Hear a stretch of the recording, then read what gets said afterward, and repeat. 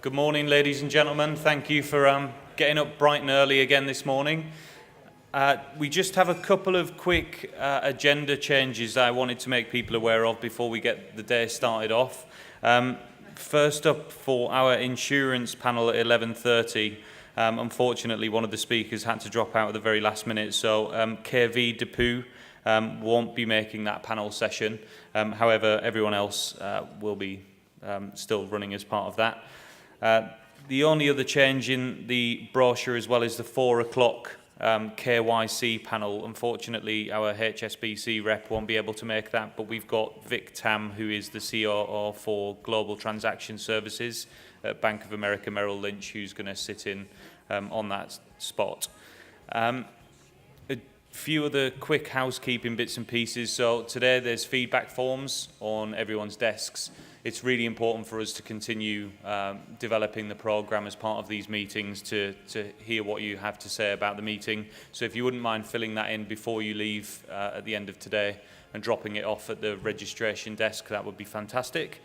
The only other quick thing is a few people have mentioned presentation slides to me. What I'm doing at the moment is uploading all of the presentations onto the website. As soon as we have that available, I'll put a link on the screen at the coffee break this morning so you can access that. We'll start uploading all of the videos to YouTube as well, so you'll be able to go back and review all of the presentations from yesterday and today. I'll also send a link out via email to everyone after the conference. So this morning I'd like to welcome our chairman for today, Shane Brett, who is the CEO for Gecko Governance. He's come across all the way from sunny Dublin. So I'd like to welcome Shane up onto the stage.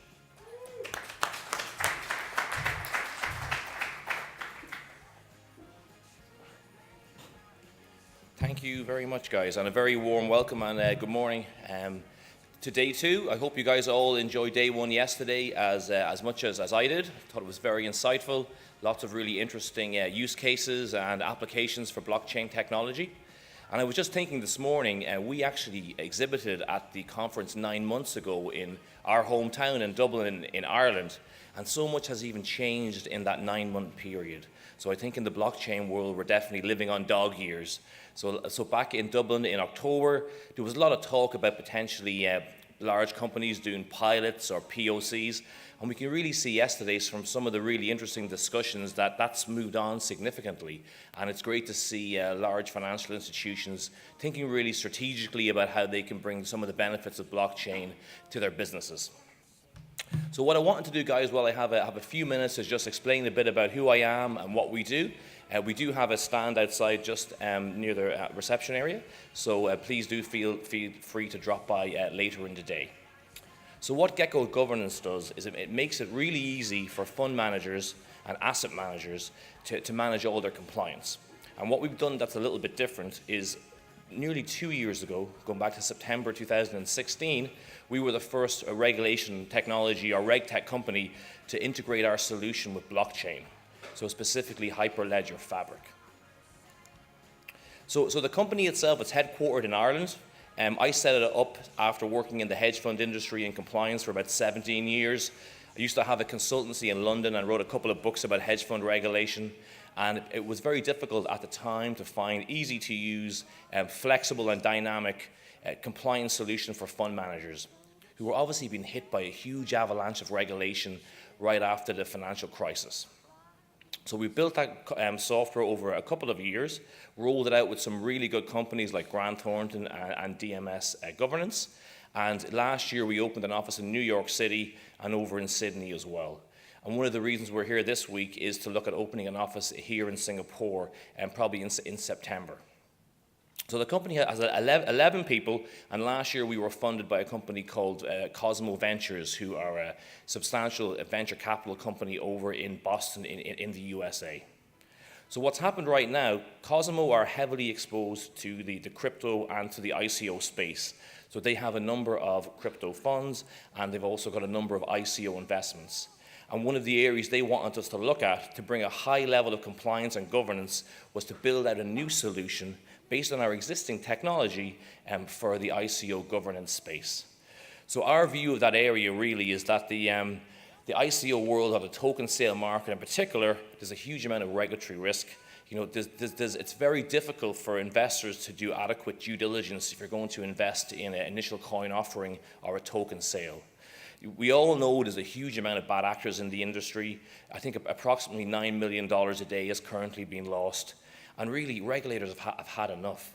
And we've seen that historically in the hedge fund industry, say 10 years ago, where, after the financial crisis, when the old black box model of running hedge funds really came to an end.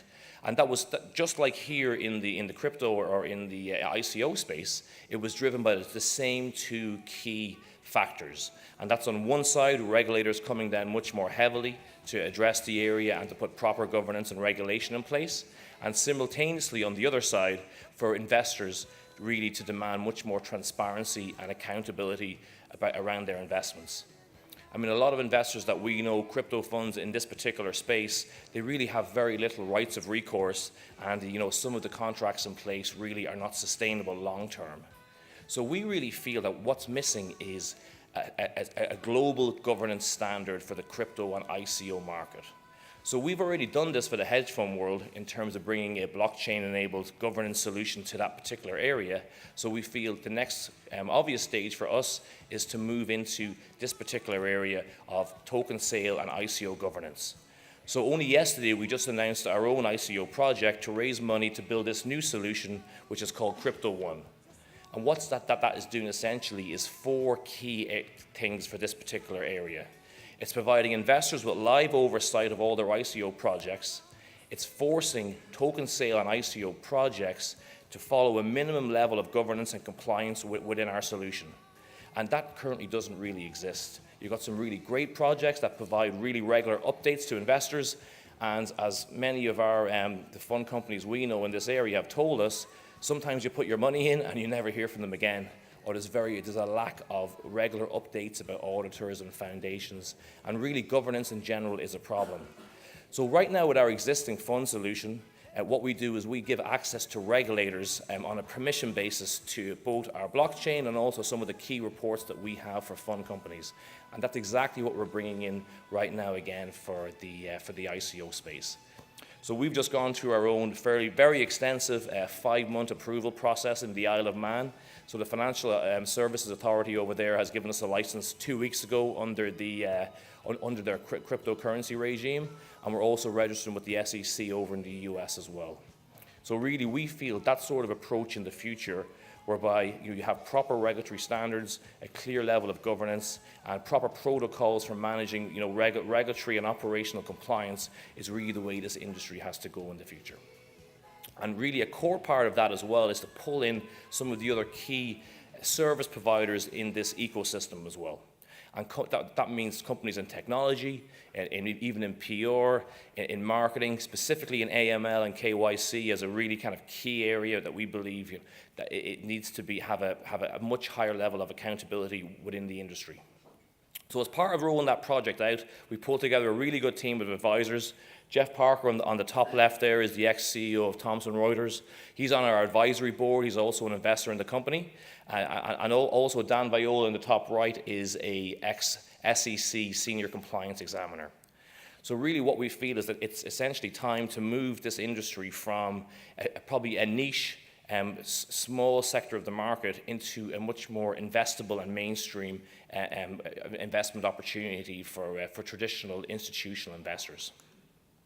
So in terms of the ecosystem we put together, this is really to bring this area into a much higher level of governance. So leading companies like Securitize on technology, Waxman on PR, T0 on the exchange side. And we signed agreements with multiple different AML and KYC providers specifically to bring a much higher level of governance into this ecosystem.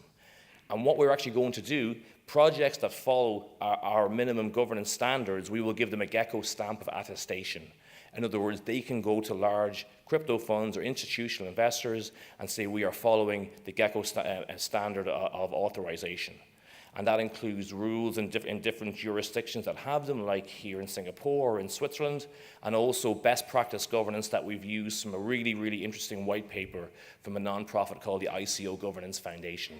and really with the aim of putting a high level of best practice and self-governance in place before the regulator basically imposes and forces that on our industry. So that's a little bit about what we do. As I said, we very much came from the traditional fund governance area. We saw big opportunities by using blockchain essentially to timestamp the audit trail of compliance. And by that I mean really, if you are having to present to a regulator and prove you followed an AML process or a fund authorization process, or compliance monitoring, regulatory reporting, a really, really good way to do that is to use a blockchain as an irreversible, immutable, secure audit trail of compliance. So we feel that kind of a model is absolutely portable over to the token sale and ICO governance space.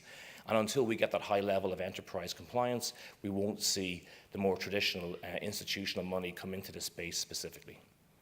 So guys, that's our little 5 or 6 minutes about what we do. Certainly we'd love to speak to anybody here about our project. So without further ado, guys, I want to introduce our first speaker, who's Adil Harris from the blockchain technology Malaysia. And Adil's actually been involved in this area for 3 years now, which, as we all know, in blockchain is about 3 decades under normal time frame. So I'll hand over to Adil and look forward to speaking to you guys later on. Thank you.